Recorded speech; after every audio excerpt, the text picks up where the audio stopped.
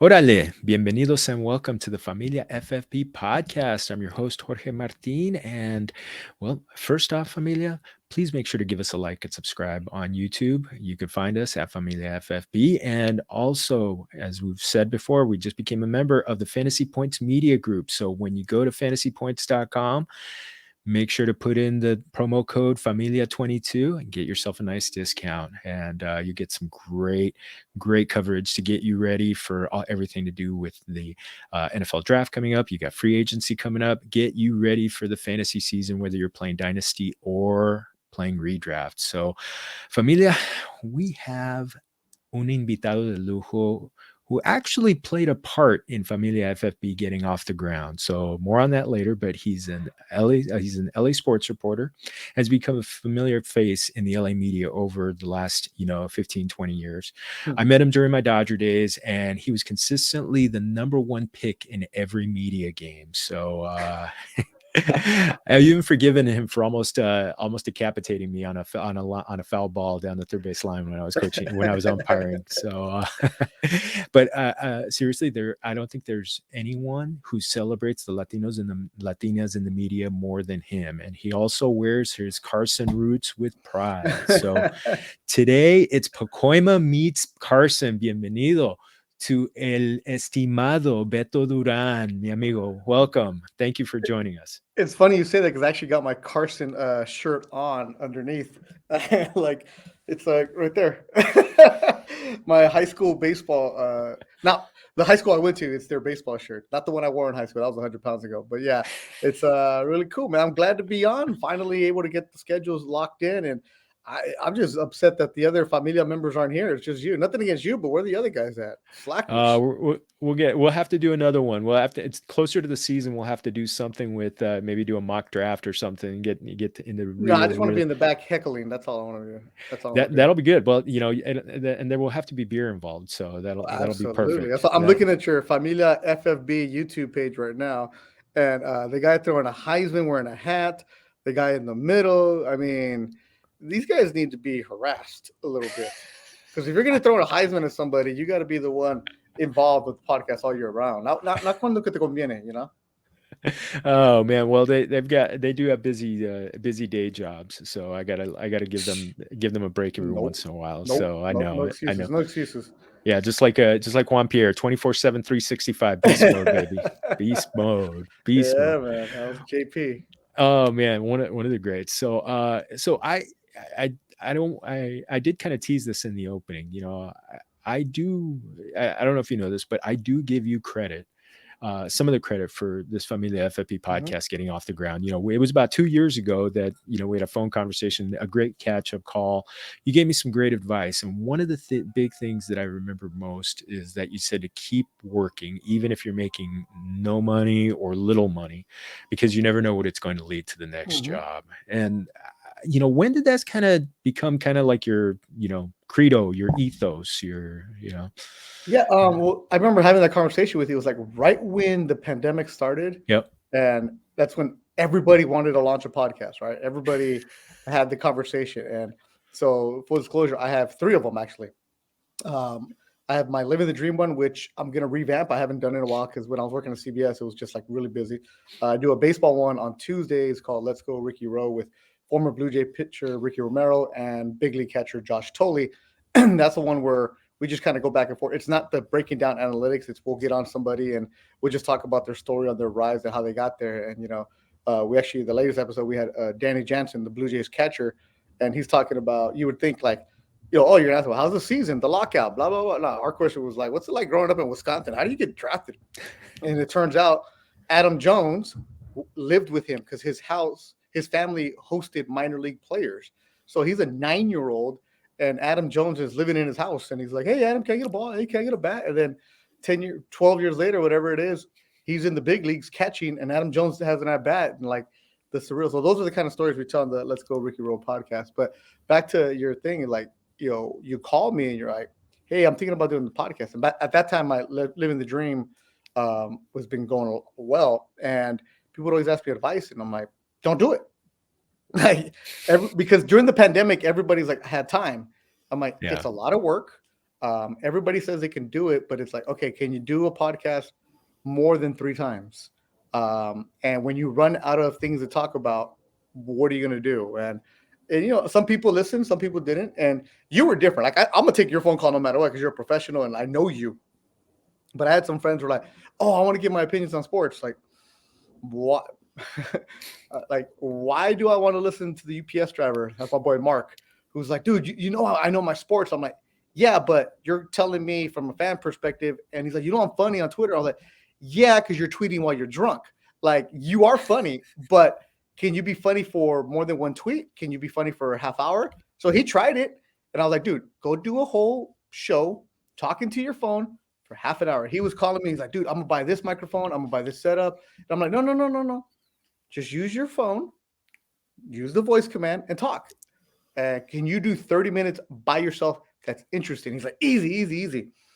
Call me back 2 weeks later. He's like, damn, bro, that's hard. I'm like, yeah. You can talk trash about people for 120 characters, but what are you going to do for half an hour? And he's like, you're right. And he's like, well, I need to get some guests. And I'm like, you want to be my guest? I'm like, why do I want to be on your show? Like, what value am I going to give? Like, what are you going to do to help me raise my brand? And he's like, damn, why are you talking like that? I'm like, no, I'm seriously. I'm like, this is what a publicist is going to tell you. This is what a player is going to tell you. Why are you, a guy that nobody knows, worth my time to talk to? And he's like, man, you're just being a hater. I'm like, I'm not being a hater. It's the reality of it. And he's like, oh, okay. Then a month later, he comes back. He's like, damn, bro, you saved me like $800 because I was ready to buy 4 microphones set up. I was ready to do this. And he was like, and this is a good friend of mine. So that's why other people, I told them like, hey, buy this microphone. Hey, buy this. Like, because it's like, I don't really know him. But this is a friend of mine who I know couldn't afford to give up $800 on microphone setups and everything else when they're just going to sit there. And he's like, you were right. So he called his buddies and I was like, just talk at your desk and use the phone and then talk about it. And they wanted to talk Lakers only and Lakers and Dodgers. I'm like, all right, great. So they did it. After 15 minutes, it was like, so I was like, yeah, so you're talking trash about LeBron. Now what? Like, why are you different from anybody else? What perspective are you giving? And then the next one was, well, we did it. And I'm like, cool, it sounded good. I'm like, now how are you going to get everybody's schedules the same? How are you going to lock in with everybody? And so he's a guy who told me, okay, you were right. All right. Because during the pandemic, everybody wanted to do a podcast. And now there's some people who actually did it. Like I had no doubt that you would succeed with yours and make it happen because you have that work ethic, the driven, you know what, you have the background in it. But it's a lot easier to do a podcast now because there's so many different platforms of what you can do.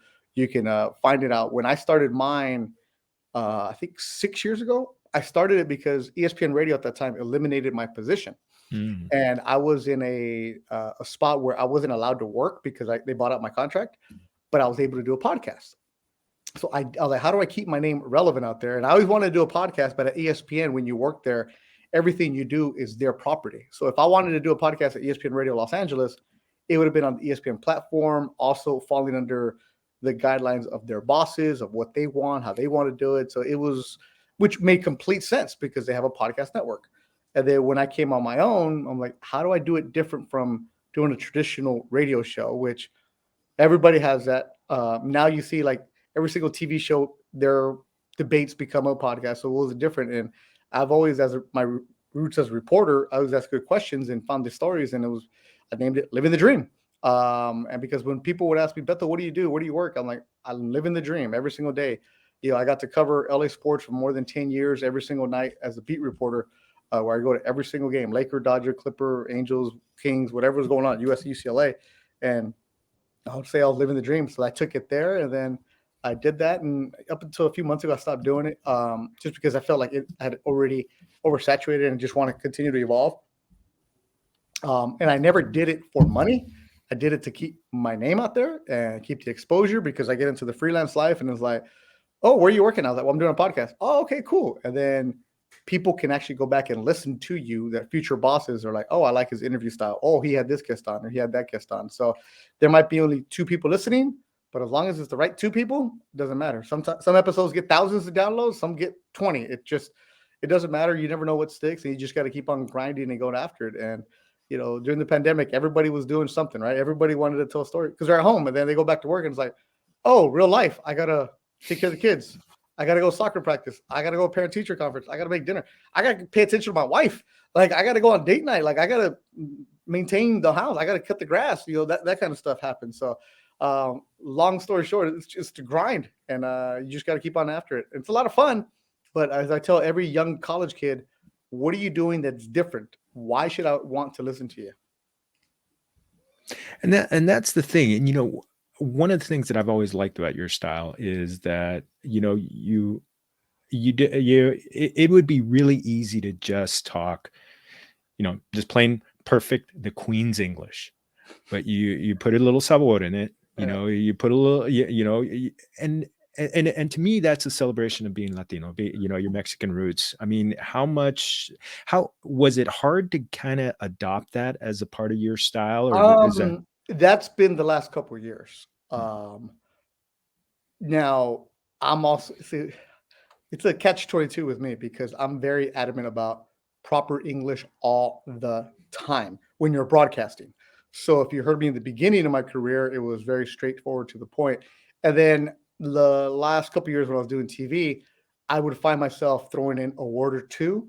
Um, just like I would, like if we were doing NFL highlights and the guy would make a play, I'll say calmado, just like a little, just like that, relax. I would throw it like that, but I didn't force it. It was my natural reaction. And I give a lot of credit to CBS2 and Jim Hill, where I was working at, where now, mind you, the first year doing it, heck no, I didn't do it. The second year, no. But lately I've been able to do that.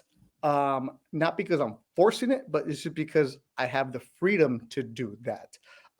And the climate has changed a lot from when I started in 2000, my first internship, because you would have the announcers in the early 2000s or the 90s when they would say their name and it was, I'm Jorge Martin. It's like, yeah, but you just told me your name's George. Like, are you really like that? Or are you just saying that on the air? And it was like, I've always said, you can only be one person. You can only be yourself and be authentic. So there's a fine line doing that. And it's called broadcasting, not narrowcasting. Because, yeah, LA is predominantly Latino, but there's a lot of Latinos who don't speak Spanish. There's a lot of people in the city who don't understand the Spanish words, so you can't alienate out there. So it's a fine line, and it's hard being us. As Selena's dad said, it's like you can't please the Mexicans, and you can't please us. You go back and forth. You have that old line of like, it's hard being a Mexican, but it's hard being a Mexican American. It's a fine line, but I'll throw in some flavor every now and then. Like, mind you, am I going to use Spanish words during a basketball broadcast? No, but I might throw in one during a soccer highlight, during a baseball highlight. But am I going to use adios with a Freddie Freeman? Nah. It's all has a time and place, but you have to be really good about it. The thing is, when you're genuine, it's okay. When you're forced, the audience knows right away. And it's like, you can't be like, oh, and today in the Rocky Mountains, Alvarez. It's like, dude, like, do you normally talk like that? And then I get a lot of backlash from people telling me that I'll say the names anglicized. They're like, like I'll say Gonzalez. Like, it's Gonzalez. And I'm like, no, it's Gonzalez. Like, come on, bro. We grew up in LA. It's Gonzalez. Like, it's like your last name, is it Martin or Martin? It's like, it depends on what the people want to say. Like, I have a big problem with people because my name is Beto. My real name is Humberto. And on TV, they call me Beto. On the radio, they would call me Beto. Because when I started, white people can't say my name. And I never corrected them. Because my entire life, from kindergarten, I was always Humberto in school. And my friends call me Beto. So when I started in the broadcast business, I was answering the phones and the PA guy and like behind the scenes guy. So they just call me Beto. And like, who am I going to do to correct the host? Like, how do you say my name? Like, right? Like, I'm the guy pushing the buttons and the host is like making $500,000 to say my name wrong. I'm just happy he knows my name. But I always knew that people couldn't say my name, whether you're white, black, Filipino, it doesn't matter. It was like my friends' parents were always like, oh, Beto, like, oh, Beto. And it's like, okay. So I never corrected it. And I don't care because my entire life, like, when you have a substitute teacher in school and they come in and they're like, okay, Juan, Jose, Louis, Charlie. And I'd be like, Umberto, Like I already knew, and this is like a second grade, like I already knew like my name is gonna get butchered. I don't have a middle name. I wish I did. That's why I tell all the people who are like, they'll tell me, oh, my name's Beto too. I'm like, what's your real name? They're like, oh, Roberto. I'm like, fool, your name, you're Robert, you're Albert, you're Gilbert, you're Gil, you're Al. Like, stop it with the I'm Beto too, because you were able to get rid of that O and you had it easy. I can't become a Humbert, like it's just not gonna happen. So that people get mad at me. They're like, you don't correct them how you say the name, and I always say, you're looking at the wrong thing. I have a lot of pride in who I am and where I come from, but I'm not going to go and fight the battle of saying my name right when the battle is getting on TV and having the representation. Like, how about we look at the fact that I am the only Latino that's on the TV station that day, maybe that week, maybe that month. Like, that's the bigger victory right there, instead of like, oh, they said your name wrong. So I get a lot of backlash from people telling me you should correct their name. I'm like, but if I don't care, what do you care? Like, oh, well. And that's true. I mean, because like on this show, I mean, I grew up in my family, and my familia still calls me Georgie. So yeah. That's just the nickname when you're Mexican. Yeah. And I'm not going to correct them. And my cousins, when we do the show, they call me Georgie in the show. But when I have guests on, yeah, it's Jorge, because for example, the name Jorge, George Sedano, who's on ESPN Radio, right, does a lot of stuff on ESPN TV. Everybody calls him George. It's spelled Jorge, which is Jorge. But he grew up in Miami, and everybody calls him George. And I have a lot of friends that are like that. I have friends who are Jorge, and I have friends who are George. It's just a preference. Spelled the same way with a J.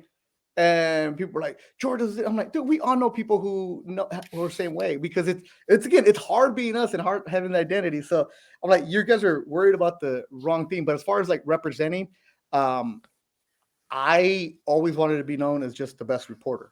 I never wanted to be known as the Latino reporter. Not because I was, embarrassed of it or anything like that. But people always say like, oh, you're the Latino reporter. I'm like, no, motherfucker. I'm sorry. Because like, no, mofo, I'm the best reporter. I'm the one telling you what's going on. I'm the one giving you the story. I'm the one finding out the information. I'm the one here. So when you don't have many people doing it, and you remember this, when you were with the Dodgers, I was usually the only Mexican or Spanish speaker there on the English market. I've only worked in English TV or English radio, and people always like, oh, you don't do Deportes? People would see like, oh, you're the Deportes guy. I'm like, no, I work English. And it was like, oh, you did? And like, I never corrected people about that either too, because like, I'm not going to go fight that. Let me go do my job and be known as the best one. And now, as I'm in my 40s, and now as I see the representation still lacking, I make sure to like, point things out. And if I can like do a little word or two to kind of throw things in there, because I have that freedom now. I couldn't do that when I was in my early 20s trying to get that job, because it's like, oh, what point are you trying to prove? So it's a fine line. But when I do throw a little like Spanish word, or like a little like I'll say something like the other day, I said like on the radio, I was like, the Lakers have their drama. And I was like, man, the Cheeseman, the Lakers novella is just so much, right? I said that, and I'm working with a white guy who was like, huh, what's a novella? And telenovela. And that reminds you, like, not everybody knows what you're saying. So you can't do that, because then now it's not fair to your partner. Because if he doesn't understand it, then you have to slow down and explain it. But I know there was somebody in the car who heard it and was like, yeah, you're right. It is novela. But you kind of just throw that in there a little bit. And it's also like, am I going to be acting like this in, Salt Lake City? No. But in LA, I can get away with it. When I work boxing, I'll throw in a word or two, because you got to know your audience.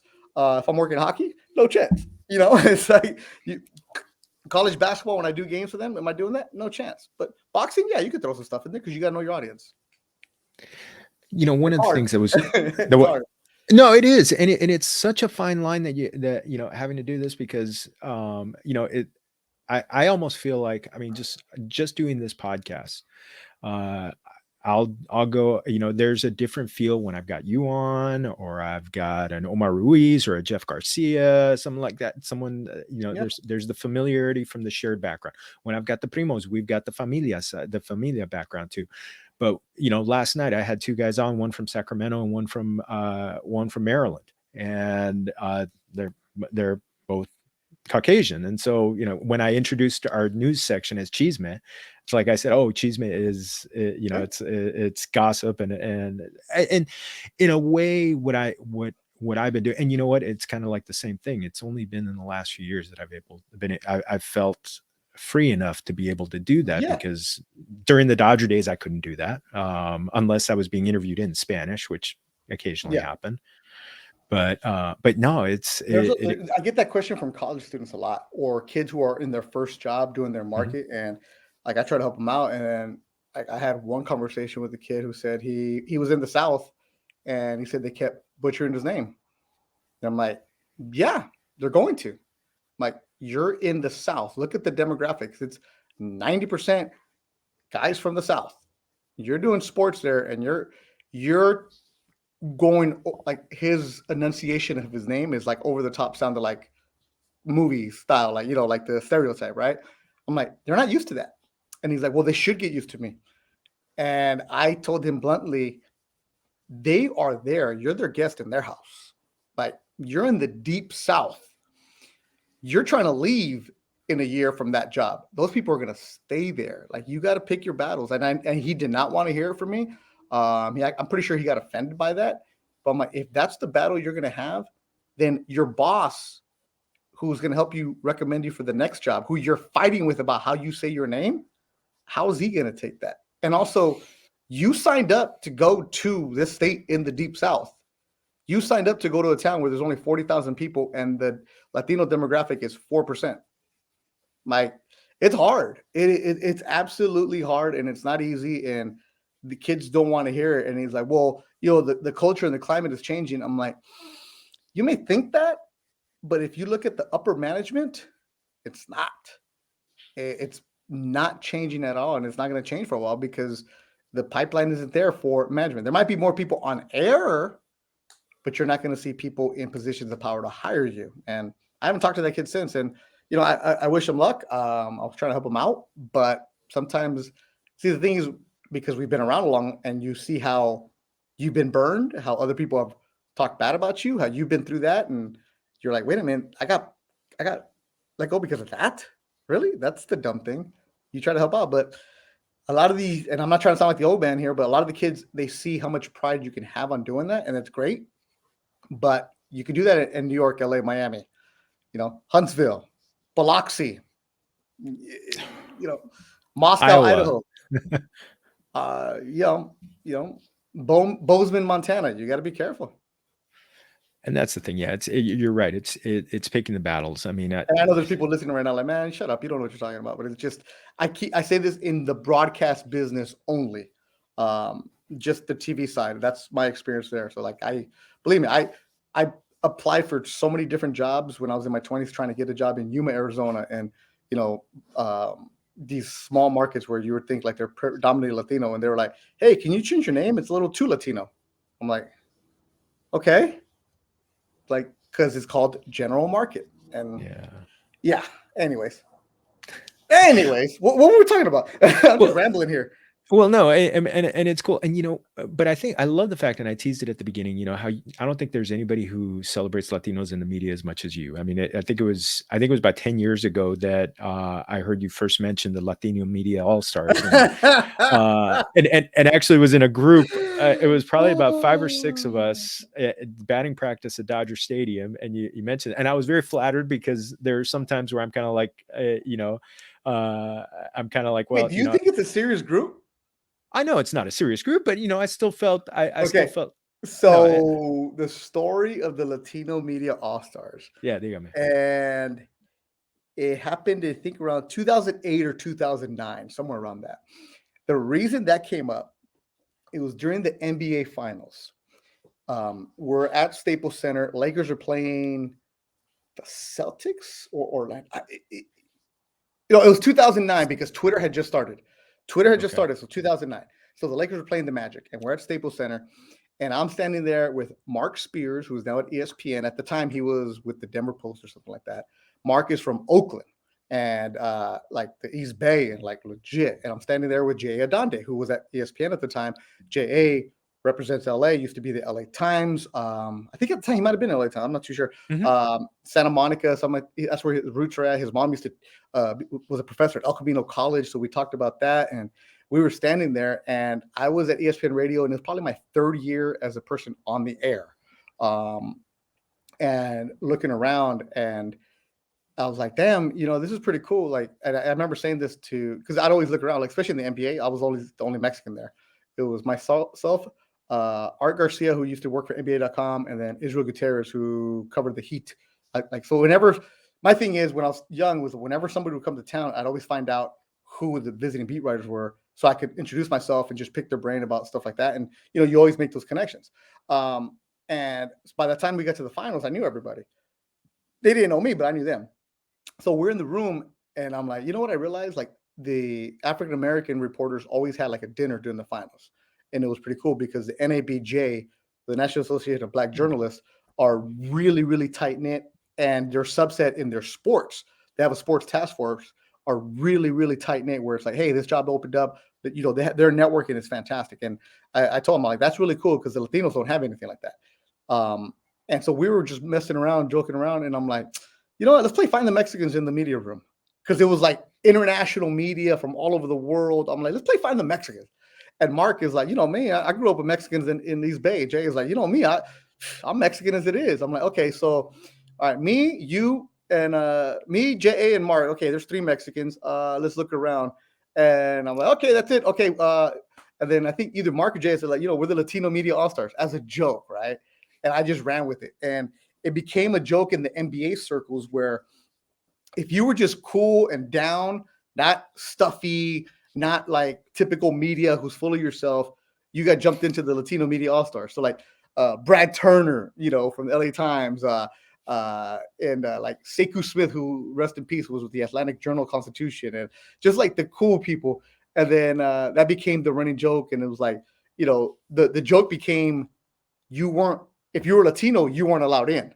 That was the running joke. It was like, so people were like, I would tweet like, oh, Mark Spears, look at this suit, president of the Latino Media All-Stars. And people were like, he's not Latino. I'm like, yeah, he is. And Mark was like, man, I'm Mexican as it is. That was the running. Remember, Twitter had just started in 2009. So people didn't know what sarcasm was or what it really was. So that was the back and forth of how it started. And then I would just run with it. And Ivan Carrasco, who worked at the Dodgers at the time, we would like mess around like, okay, Ivan, let's play Find the Mexicans in the Dodger press box. It was like, okay, me, Ivan, you're not Mexican because your family's from Ecuador, but we'll throw you in there. You're Latino All-Star. Then it was like, okay, who else is there? Who else? So anytime like a visiting beat writer would come in who was Latino, we would throw him into the All-Stars. And that was it was like kind of like a FU to the media world, where it's like, you don't include us, we don't get jobs. If you do, you make us go to Deportes, or you make us go cover soccer, like every single stereotype of what it is. And that's what became the running joke. And people were like, how do I become an All-Star? And it was like, well, it's not because you're Latino. You just have to be cool. Like I would always joke with Mark Medina, who's at the USA Today now. Awesome basketball writer. He was at the LA Times. He was from Syracuse. And Medina grew up in Pennsylvania, in York, Pennsylvania. And he worked he covered the war. He's a great guy, Mark Medina. But we would always harass Mark just because he was so cool, so nice. He's like, hey, am I an All-Star? I was like, nope, you're not. And he's like, but I'm Latino. I was like, but you're not an All-Star. So that became the thing. It was like the cool club kid, right? It was just like a running joke that we had. And like, that was it. Like Jose Mota, he was an All-Star, stuff like that. It became that. And then we started including it. And then it became something where it was like, damn, you know what? We really aren't represented. We're not represented at all. And like, we knew that, but that was before there was a big push to like get Spanish-speaking writers covering baseball. Like there was like, because I would talk to the Latin players in their own language, but I wasn't interviewing them. I was just talking with them, BSing with them, talking, saying what's up. But they weren't doing interviews with me because I worked in English. And there was nobody on the beat at the time. I think Dylan Hernandez might have been there or towards the end of it. But Dylan wasn't an All-Star because Dylan was all salty and bitter about everything. So he wasn't an All-Star. And like, that's why Dylan's not in the Latino Media All-Stars. And I know Dylan, good friend. And it's like, nah, you were never in because you were just like on your own thinking you're too cool. So that was the Latino Media All-Stars. So I remember that day when you were there, you're like, I was like, dude, Jorge, I'm like, you're in the All-Stars, man, because you were right for the publication. Polo Asensio, Jessica Rosales, they were in the All-Stars. It was cool. It became a little like inside joke of like who the All-Stars are. because I it's mean, like it's also pretentious to call yourself an all-star. Come on now. but you know what? And it was cool, and I love that. But you know, under the kind of like underlying on that, and it's something that's been great, and it was something that I picked up on your Instagram. You took a picture of all the people at the Super Bowl, all the Yeah, Latinos who were covering the Super Bowl for the English side, yeah, and that's the thing, and how much I mean, that's why I said at the beginning, you celebrate Latinos in the media as much as anybody, and wanting to give people a leg up.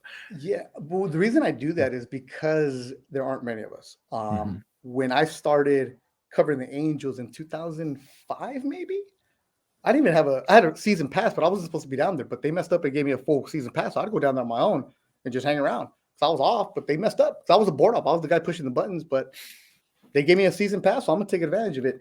Um, and over the years, I would see myself there at games, and people were like, especially when like social media blew up, you're like, damn man, hey, you represent for us. You're the only one out there. This and that. And it was like, damn, like that's great, but that's not enough. And once I got more of a voice, which comes with experience and getting older, and once I became freelance, like when you work at a certain organization, you can't really pump up the guy from Fox, you can't pump up the guy from NBC. So once I became freelance, I'm like, dude, if I know anybody who's doing something, I'm gonna tweet about it. I'm gonna go and show them some love and some shine. And um, like one of the things that I want to do is they always say, send the elevator back down. There's been so many people who helped me out mentorship wise that have been great for me, and they're not Latinos because I couldn't find any Latino who was doing the job that I wanted. Robert Flores was on MLB Network. I connected with him when we were at ESPN, and I was like, Roflo, you're the only Mexican on SportsCenter.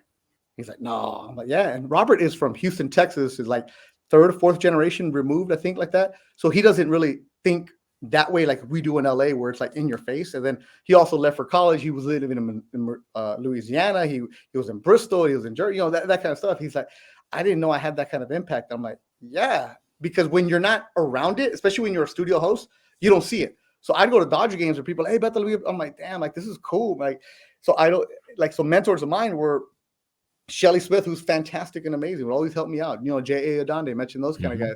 And I heard that term one time where it's like, when you get there, send the elevator back down. And what do we do as Latinos? We have the ultimate crab in a bucket effect where we hate on anybody coming up who is younger than us, better looking than us, more talented than us. I'm more of like, dude, let me help you. Like, I'm going to get fired anyways, but if I'm going to get replaced, I want to get replaced by a Latino guy, like, especially as a freelancer. Like, so let me help you. And then over the years, when you develop relationships and so many people, it's like, hey, I know this kid. Let me help put him in there. It's what everybody does, right? It's like you create your tree of who you can help, and you do that. And I've always been big about like, I don't try to beat you over the head and say like we're not represented. I do more of the, hey, look at him shining here. Like Moises Linares, who's in Washington, D.C., a kid who went to CSUN. He was a JUCO guy, Salvadorian. He was covering the Olympics for NBC. I'm like, look at this kid from South Central who went to junior college, went to Northridge. Now he's covering the Olympics for NBC Sports and Telemundo, like championing that. And another one who was like, Beto, I looked up to you, and like now we're friends. I'm like, really? You looked up to me? He's like, yeah, you were the guy on the radio. And so I helped knock some doors down. Bernardo Osuna, who works at ESPN, was a Univision, one of the first to do things. Great for him. And Bernie is fantastic, and he's always telling me if you need me for anything. And I'm the one who I go to schools and I talk to kids all the time. I go to colleges all the time, and like I'm not going to Pepperdine to talk. I'm going to CSUN. I'm going to Long Beach State because that's where I resonate. That's where I can look at them and I tell them like, this is the reality of what you're going to go through. Use me as a resource. And a lot of kids, I could be nicer in my approach, but I come out with the straight hard fact, just like how Mexican parents are, where it's like, this is it. There is no sugarcoating. It's like, this job sucks. You're going to get fired. You're going to get replaced. It's absolutely brutal, and they don't have to give you a reason. But you're going to complain, or you're going to find a new way to make things happen. And that's what you got to do. And some kids told me like, you're not very motivational. I was like, I'm not. I'm very honest. And if I'm telling you something about this business and you feel like this isn't for you, good. I just saved you 5 years of your life. Like, if you're not willing to sacrifice work midnight to 5 a.m. on a Friday night when you're 22 years old, when you wish you were at the bar, then what are you doing? Like, would you rather buy a new car or have a job in Peoria, Illinois? Like, what do you want to do?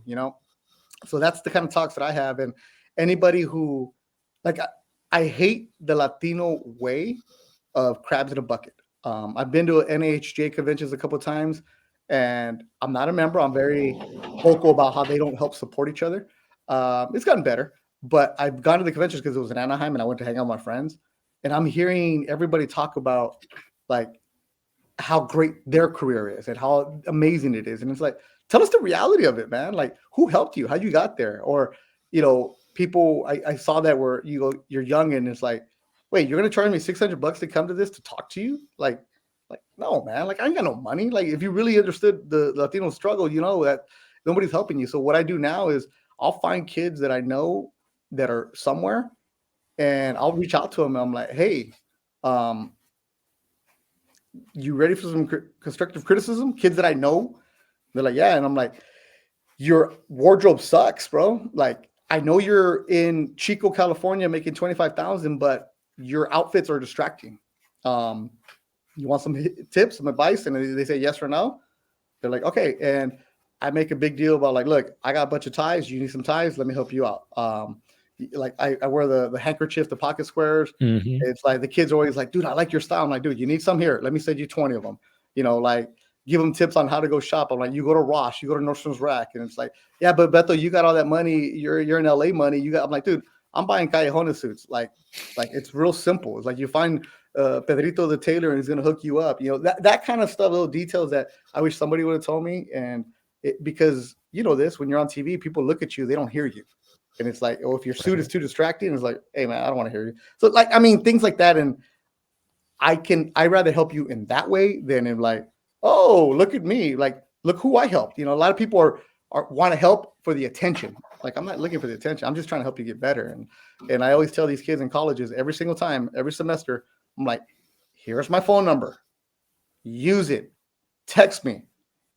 And usually I'll get like one kid reach out per class. And usually they'll reach out a year later and it's like, hey, I just graduated. Can you help me with a job? I'm like, where were you a year ago? Like, and that's the thing I tell them. It's like, you got to find the mentors. You got to find the people who are going to help you out, because nobody's going to come get you. Nobody's going to help find you, I know I've had kids where it was just like, yeah, I'm preaching today. Well, no, I love it. I love it. And I've had kids, come to me at that point. I'm like, why didn't you reach out to me 2 years ago? I could have given you advice on where to go, where to get an internship, where to get the experience. Cause that's the thing. I mean, this whole media thing is about reps, and that's the beautiful part. And, you mentioned this, and I've heard you say this a couple times in different places you've been interviewed. You've kind of become that salty tío.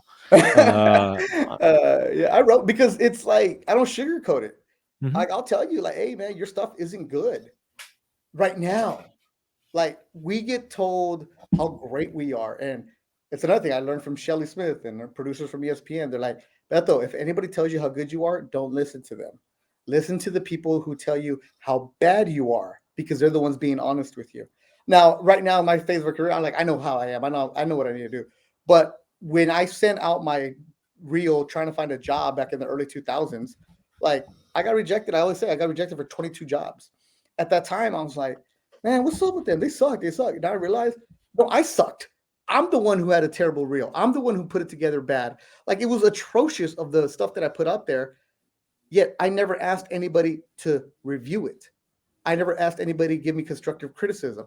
I never asked anybody to do that. Like, I sent out on that reel, I'm wearing a green shirt with a green tie, like, that's just terrible, because if everybody knows on TV, you never wear green on TV. Like, little things like that. Like, so I was too proud to say, hey, I need help, and I also didn't want to hear, hey, you suck, or hey, this is bad. And it's like, so I become the salty deal. Like, I say that because I just, like, straight to the point. And again, it goes back to the point. If I am hurting your feelings, then you're not made for this business.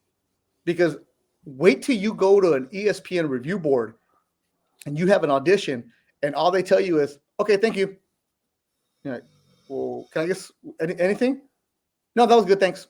And you're like, because at that level, they're not there to help you. They're not there to make you feel better. It's just they're looking for the next talent. By the time you get there to whether it's MLB Network or NFL Network, you should already be polished.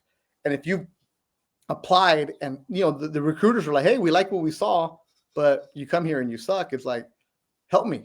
Like, what do I need to do? And so there's a lot of kids who are very sensitive. And they should be, because people who are on TV are the most insecure, sensitive people I've ever worked with in my life. You thought baseball players were soft, sensitive. Like, no, it's TV guys, and it's the guys that are the worst. The girls are like, hell yeah, tell me. Like, the girls are amazing about, really? You didn't like that? Cool. What about this? What about that? The guys are like, nah, man, I got this. I'm like, all right, cool, bro. Cool. It's the Latino ego of like, I got this. I can do this. Like, and I hear it's like, oh, you're just mad because you don't have a job anymore, or you're just mad because you don't have a full-time, or you're just mad because you've outgrown this role. I'm like, nah, man, I'm trying to help you, because what I'm telling you is what the ESPN talent department used to tell me. Like, the ESPN talent department, the people running it right now are my friends I've known for 20 years. And they tell me what they're looking for in a demo tape. And I'm telling you for free. And you're like, nah, man, I know what I'm doing. Okay, pues tú dale. Wash your hands at it. But other kids are like, hey, I know this. What do you got for me? And it's I'd rather help you in that way instead of telling you, oh man, that was great. Like, I reached out to a kid in San Diego that I know, and I'm like, hey man, why do you use that voice? He's like, oh, what are you talking about? I was like, when you talk to me, you're just like this. When you go on the air and you're like, and today the Padres did this. I'm like, you sound fake. And he's like, no, that's how I talk. I'm like, no. Right now, this is how we talk. When you're on the air, you come over the top like, anchorman, broadcaster man, hey, they lost 3-4. And I'm like, do me a favor. Do your next stand-up and just take it down a notch. Just a little bit. And he did it. And he's like, damn, Beto, I actually see what you're talking about. And the reason I told him that is because that's what people used to tell me. They're like, relax a little bit. Just have fun with it. And so he's a kid who took it and he ran with it. And he's like, yeah, Beto, whatever you need. I'm like, you've been in this business 10 years and nobody's ever told you that? He's like, no. I'm like, because people are too busy trying to keep their jobs, not trying to help their replacement. I want to help my replacement because I'm going to be gone. I'm going to be golfing every day in a couple of years. So like, I want to see I left it better than I found it. And doing that. I mean, damn, I'm preaching today, man. Love it. What was the whole point of this podcast? It wasn't this. I kind of a little bit of this. We'll get into football in a few minutes, but one of the things that I want to ask you. I mean, you've worked. Was the Super Bowl kind of like the next big event you wanted to work? Because the last time you were a kid, you were a teenager, especially in LA Super Bowl. Last time the Super Bowl was in LA, it was like 93, I think. I was in junior. I don't remember. But yes, the Super Bowl was the last event that I hadn't covered. The only thing left for me is to do the Olympics, and I've covered everything else. The Super Bowl was cool to do and cover, and especially being there with an LA team and being able to tell the LA story. That was pretty awesome to be there. I've covered every single major sporting event that I wanted to, and it's been really, really cool. But the Super Bowl, to see it, I would say this all the time on CBS. I'm like, I used to come here on Friday nights for dollar night at Hollywood Park. Dollar night, dollar beers, dollar dogs, and it was run down. And now I'm standing here watching the Super Bowl that's being broadcast all over the world, and I have access to go wherever I want. And that's why the NFC Championship game, I made sure to go and take a picture the very, very last row. And at the Super Bowl, I did the same thing. I went to the very, very last row, and I took a picture from the top spot where you can see the forum. And I'm like, damn, like, this is cool. Like, in a couple minutes, I'm gonna be on the field. That's the access that I had, and it was great. So I still maintain that innocence of like, when you walk into a stadium, you're like, it hits you and you're like, damn. Like, and this is why I always get there early for games. There's nothing like walking into an empty stadium. You know that feeling when you go to Dodger Stadium and you see it wake up, where you get there, you're sitting in the press box, it's nice and quiet, and then you'll start seeing a guy fixing the field. And then you'll start seeing one pitcher come out and just running his poles. And all of a sudden, there's 55,000 people. And then on the flip side, where you see the stadium go to sleep, where it's emptied, and you start seeing the players with their families on the field, and then at the end, you start seeing the workers The that are grounds cleaning up crew. the Yep. field. No, Hmm. not, no, not, Oh, you mean? the workers cleaning up the stadium, Hmm. sweeping, and they're doing the trash, because those are our people. And Hmm. it's like, if they're working that hard, who am I to complain about doing 14 hours because I talked on TV for 2 minutes?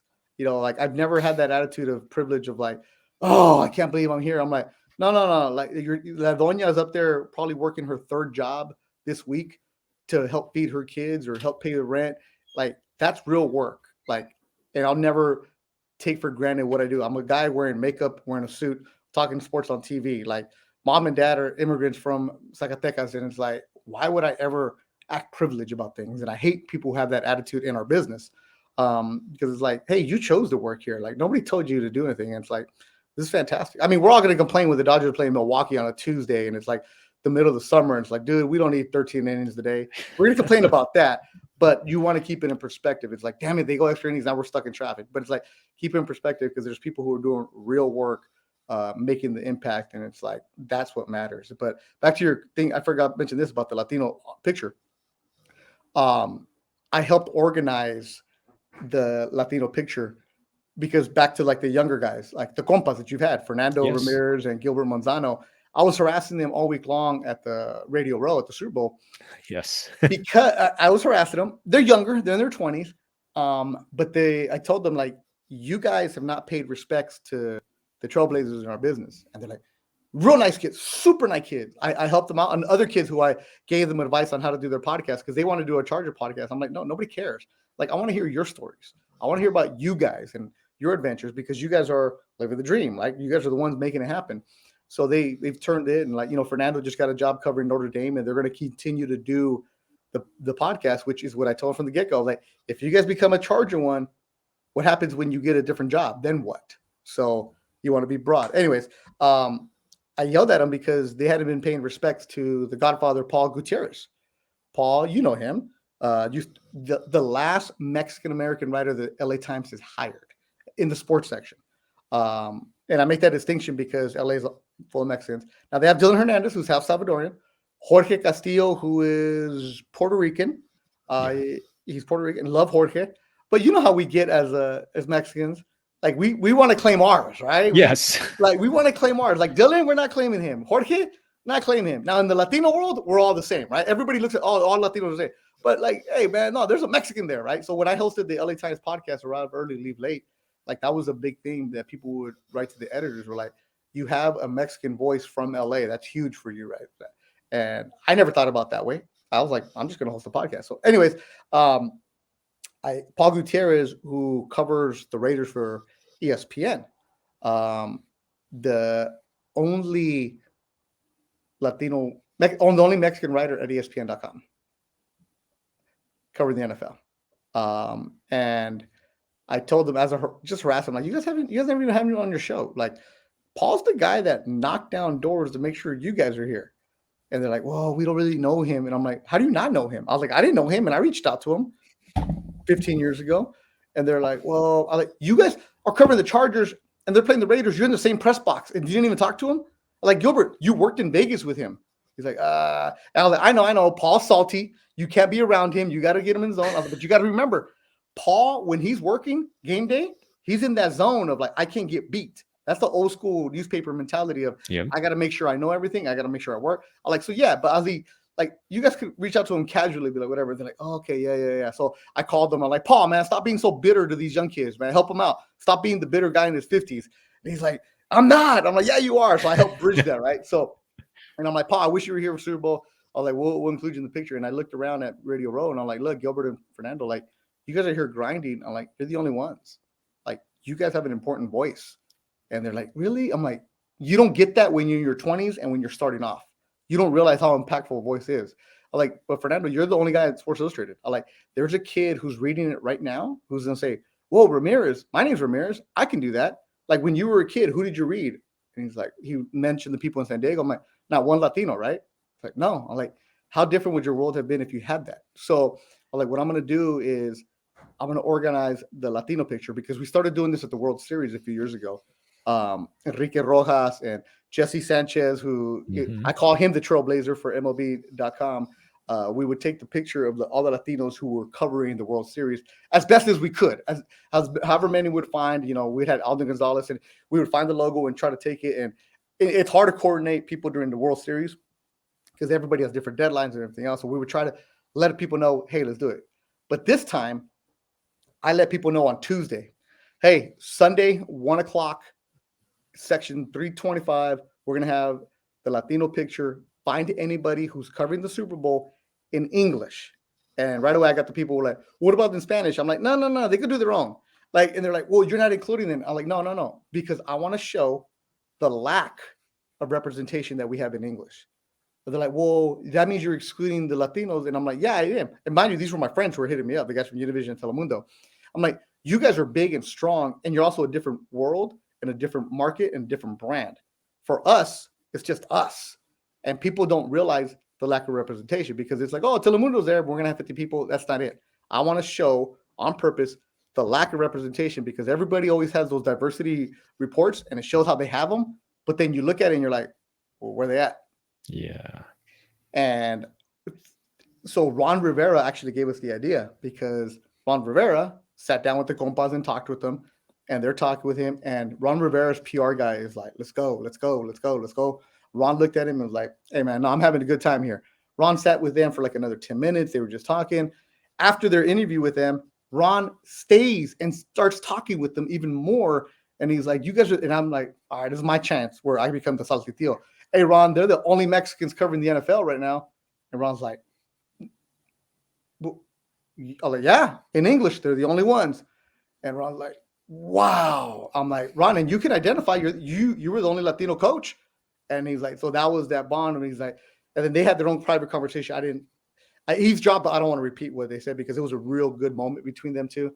And then Emilio Rivera and Edward James Olmos, I helped get them that interview, and they sat with them. And I tell Edward James Olmos, stand and deliver, Escalante, American me. And I tell him, I was like, hey, man, these are the only Mexicans covered the NFL. And right away, what's up? Oh, heck yeah.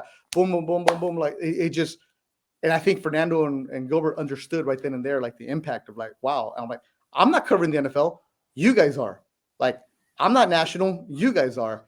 And so I organized that picture, and Julio Cortez, who is the photographer, Pulitzer Prize winner for the AP, who went to CSUN, he was there. And I'm like, Julio, what Latinos are taking pictures? He's like, oh, it's me and one of the editors.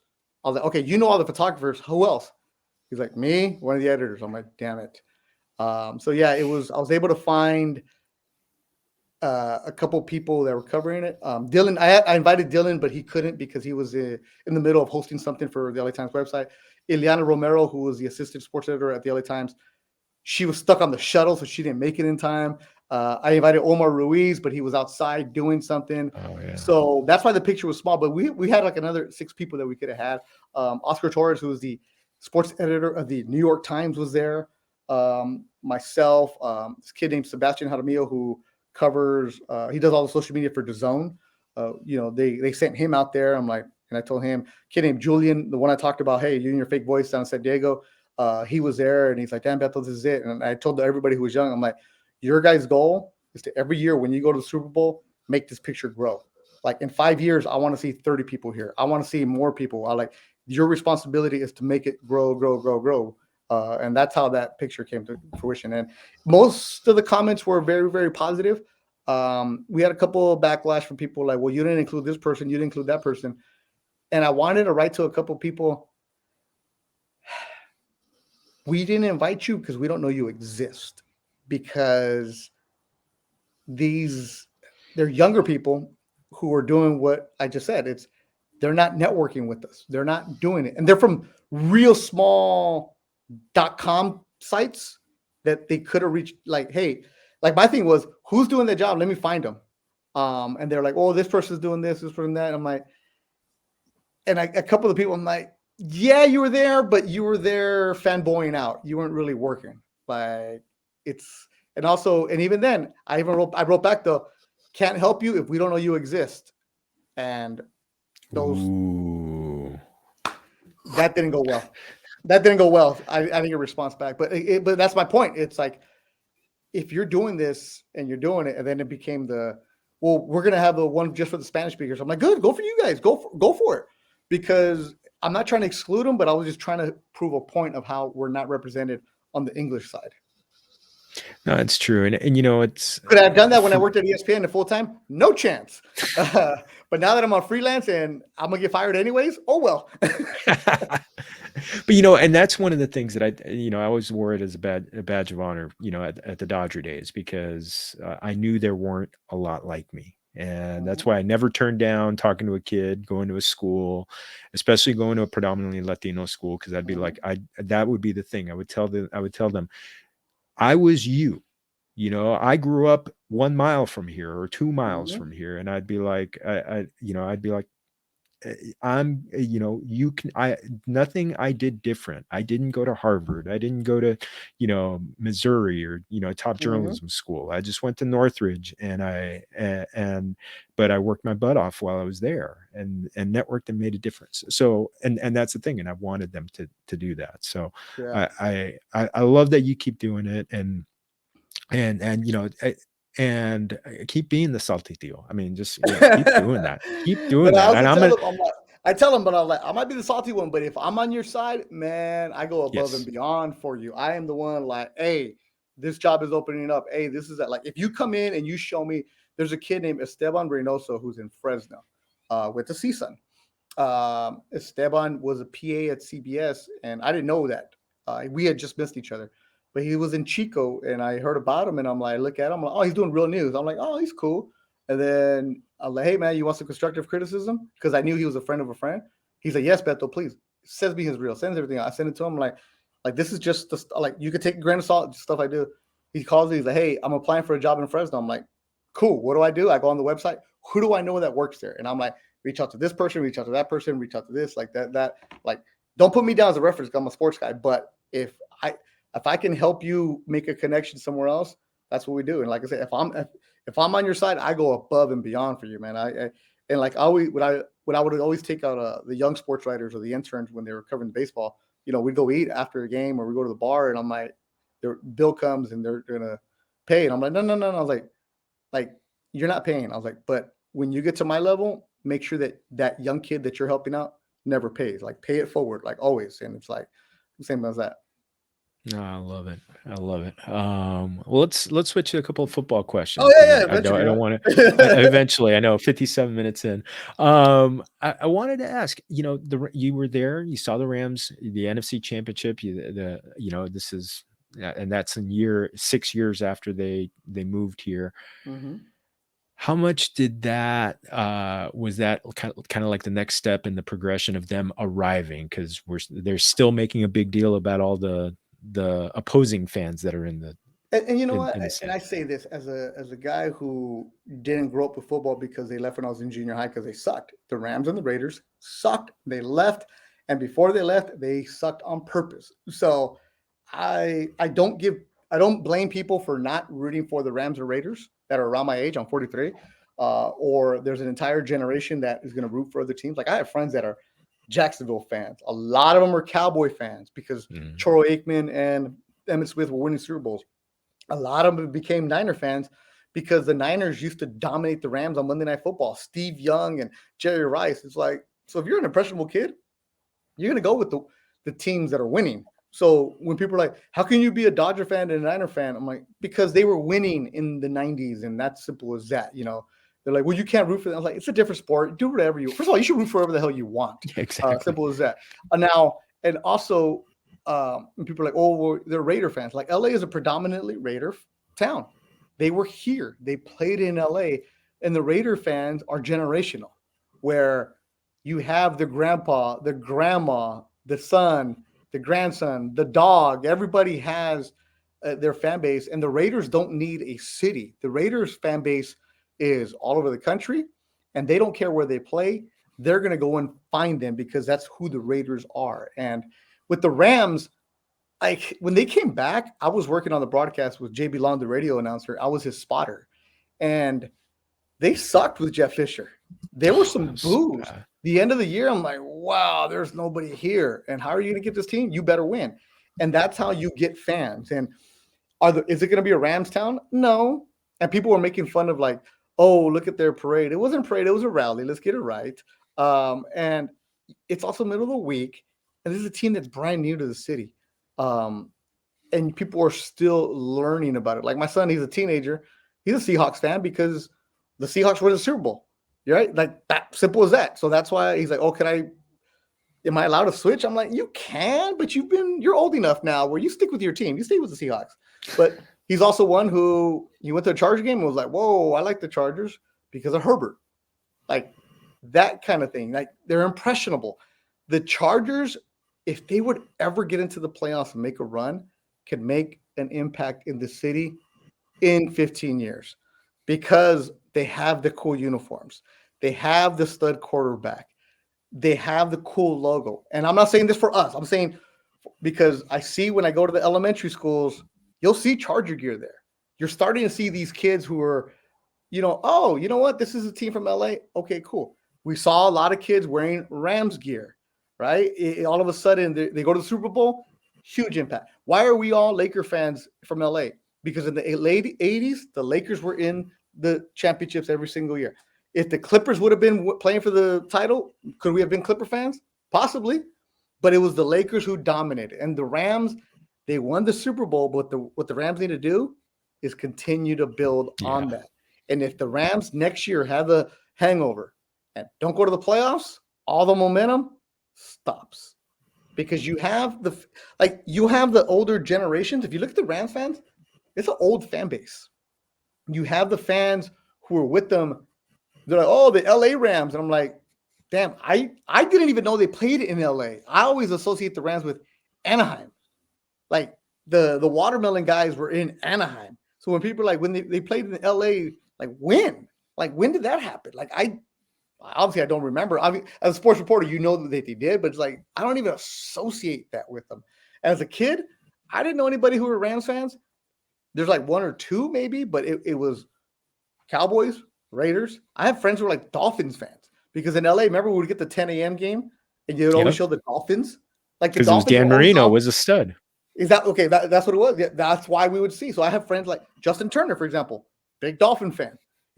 I have a lot of friends that are Bears fans because of the 85 Super Bowl. Like that's how that happened. So the Rams need to build on the momentum they have. Look, the Kings won a couple of Stanley Cups and then they sucked after. The Dodgers are always going to be a team that gets 3 million fans. Their fans are hardcore loyal because it's generational. Angels won a World Series in 2002. They had an opportunity to make noise when the Frank McCourt era was here with the Dodgers, and the Dodgers fans were boycotting, and they didn't do anything. They didn't win. And I was like, I don't even care. They have the best players of baseball in Ohtani and Trout, and you can walk up and get $3 tickets from them. Like, that's the thing. The Chargers must win in order to get fan base, but the Chargers, it's the long play for them. It's 20 years from now. Like, they're not going to go anywhere. That stadium is amazing. It's beautiful. Like, they pay $1 a year in a lease. Like, why would they go anywhere? Like, we'd be like, go back to San Diego. Would you? If you had that deal? Hell no. The Chargers can build on it. And that's why the Chargers not going to the playoffs this year really hurt them. It really, really hurt them because you have Herbert an opportunity. And you see this. How much does Herbert get played in the rest of the country? People love him. He's a generational type of quarterback, and they have it. And so the Rams, as much as I like them, they need to win again. They at least need to get the NFC Championship, build that momentum. And as far as like when people are like, oh, the visiting teams are here making noise. Well, yeah, because if you can sell your season tickets for a bunch of money, you would too. Like, don't even lie. And it happens in all the sports. When the Celtics come play the Lakers, you hear a lot of Celtics fans. When the Dodgers are playing the Giants, you hear a lot of Dodger fans. Oh, yeah. You hear a lot of Braves fans. You hear a lot of Reds fans. You hear them in the stadiums all the time. How many New York Mets fans do we hear at Dodger Stadium? Remember when the Yankees would come to town? It was all Yankees, right? So don't even act like that. Like it's a city of transplants. You're gonna have people from all over the place. Yeah, Cubs, Yankees. I mean, it's just huge. Yeah, I go back to what Phillip Rivers would always say when we would interview him. Like, hey, about this week's fans. Philip was like, if they don't score, they don't have anything to cheer about. If we score, they have nothing to cheer about. So just win and they shut up. Easier said than done, but still. Oh man, and you're right. I mean, especially, I mean, on the Herbert side, he is a guy who's going to bring that national attention. I mean, Yeah, and I mean, I'm already seeing it in the fantasy community where so many people are really seeing him 100%. as a different guy. I had to ask. I got to ask a fantasy question. I remember you picking the brains of the compas last year during training camp. How did kind of the season play out for you as far as on your fantasy teams, and did Man. any lesson happen that you're going to apply this year? Um, I was running the mill in my fantasy. Like I'm only in one league, and I let my son run it, just so we have something to do. But it's don't let the high schooler run your fantasy team because he plays basketball. So he was in the middle of his season and he wasn't paying attention to stuff. And I'm like, damn it. So I was I got burned this year. We're in the middle of the pack, but as far as like this year, it really sucked for me because the running backs, every single one I had went down, and it was just damn it. I need to do a better job of keeping track of waiver wires. That's it. And as much as these people say, "Oh, the NFL changes this and that," you still need that running back to be your horse, man. You still need that running back to be that horse, and especially as you get towards the end of the season, it's like games get cold. Quarterbacks aren't throwing as Those are much, and it's you need Derrick Henry going down was bad for me. horrible. That was my guy, and it was like so I drafted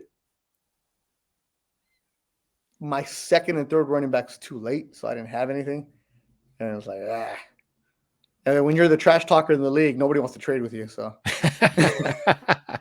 that's my role. And that's the thing, when yeah, I mean, you kind of did the hero RB, which is kind of the strategy that I like, and there a lot of people. One of the things that's been pretty popular, and last week I did a show on this, the zero RB, where you don't take a running back to like the fifth or sixth round, or even, Whoa. and yeah, and they just said that, and basically what it comes down to is just accept the fact that after the draft, you're going to hate your running backs, but then you go create, but just understand that you're going to be loaded at receiver and tight end and quarterback. And you're either going to have trade bait or just use the hell out of your waivers, your waiver wire, your Yeah. fab, and just, I was good on the waiver wire, but I also lucked out because uh, Joe Burrow's receivers were great for me, oh, so I yeah, had him. especially I took during him. playoffs. Yeah, I took him, so I was good to go because I was like, wait, Joe Burrow, I love him. That's another kid who is making a lot of noise. Hmm. So that's another guy. So like, I've never been big on like drafting the quarterbacks, but damn it, the way things are going, Herbert and Burrow, man, you take them early. And you know what? Now people are starting to understand that they're not waiting on quarterback anymore. And Yeah, so you got to get your guy if if it's a you like marquee him. guy, it's a Yeah. marquee guy. If you're gonna go with the dregs, kind of the guys that that are at the end of the draft, you just accept that fact, and you're just playing matchups and Yeah, everything like that. But exactly. I'm gonna have to do a roundtable with you and some others, so we can do an information session. Last one, maybe. I mean, this has been awesome, and it's even better than I wanted it to be. You talked about what a tough media landscape it is to work in. You're still going. I know you got a couple years before you're playing golf every day, but you keep inspiring the next generation. What else is what's driving you to keep going? Because I still love what I do. It's fantastic. I've never had a real job. Um, I still wake up every day and I tell kids all the time, like, the job is amazing. Getting it sucks. I mean, you have a better chance of being a pro football player than you do of having a job in the media because there's more jobs available than there are in the media, and especially the way things have evolved. But I always tell kids, like, if you want it, just like a pro athlete, you got to work your ass off for it, and nobody's going to come find you. You have to find them. There's so many easy platforms now where you have a YouTube page, boom, you can put your broadcast up there. You can do a podcast, whatever it is you want to do, find it. And just be yourself, be unique. And if you feel like it's too much work, it is. It really is. All the cool jobs are hard to get. That's why nobody has them. That's why I tell my friends. I have a couple of friends who are super rich. They're really successful life insurance guys, and they hate their life. They hate everything about it. They have ulcers. They have high blood pressure medication, and every Sunday it's like, dude, you were there, blah blah blah blah. And I'm like, they're like, must be nice, and I'm like, it is, it really is. But one guy was like, dude, you're so lucky, and I'm like, you could be here too. And he's like, nah, I gotta work, blah blah blah. I'm like, yeah, nobody told you to buy a boat, like. Nobody tell you to show off your boat and where you're on vacation. I'm like, I have a used car and I don't go anywhere, but I love every single day of when I wake up. It's about the priorities that you have, and it's like everybody's dream is different. Follow your dream, nobody else's. But as I always tell him, I'm like, hey man, I don't remember you growing up saying I want to sell life insurance. You always told me that you were going to be on Sports Center.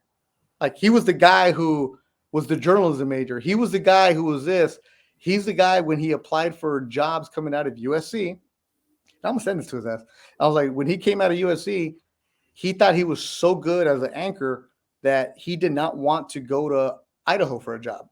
He's like, no, I can do it in LA. I'm gonna do it in LA. I'm like, okay, bro. He's like, I'm good. I'm this is that. I'm like, all right, cool. Went and had a job in some small little town, lasted 3 weeks, and came home. And it was like, what happened? He's like, oh, the boss didn't like me, politics, this and that. Like, yeah, right. Like, fool, you got homesick. Sells life insurance now. He's a millionaire. Good for him. I'm like, that's great, bro. Like, you live in Newport Coast. You have a boat. You have the Porsche. Great, fantastic. But you hate everything about it. So what do you want to do with your life? That's I always tell people. And like, I'm not saying anything out of school. He knows it because he'll tell me I hate everything about it. Like, for example, he's a member at a country club, but doesn't get to golf. Oh, Right. that's like, ¿por qué? ¿Por qué? Yeah. Well, for status. For No, status. I know. But it's like, but that's, if you want to get into the media landscape, that's, you have to make a lot of sacrifices. Not everybody's going to be Stephen A. Smith making $8 million a year, but you can find yourself a nice little grind, making 50 grand and waking up every day and be like, dude, I love this. It's up to you. Man. It's up to you. Everybody has a different path. Choose your path. Yeah, and you know what? Same thing with fantasy football. It's your draft where people are like, dude, your team sucks. Like, dude, I drafted him. If I want to root for the guy, if I want to pick Jared Goff because I'm a Lions fan, go ahead. Don't expect to win, but go ahead. Yeah, and that's one of the big things. I tell people, get your guy. Just get your guy and enjoy it. You got to enjoy it. And exactly. And I love the fact that you're going to relaunch Living the Dream, because that's the thing. That's the thing. It's reminding people to just keep following what they are. Yeah, it's I'm gonna relaunch it in a different way, a little different perspective. I'll tell you, but it's just search my name on iTunes or on YouTube. It's up there. It's Beto Duran or Beto, whatever you want to call me. Well, whatever you call it, Beto. I mean, mi amigo.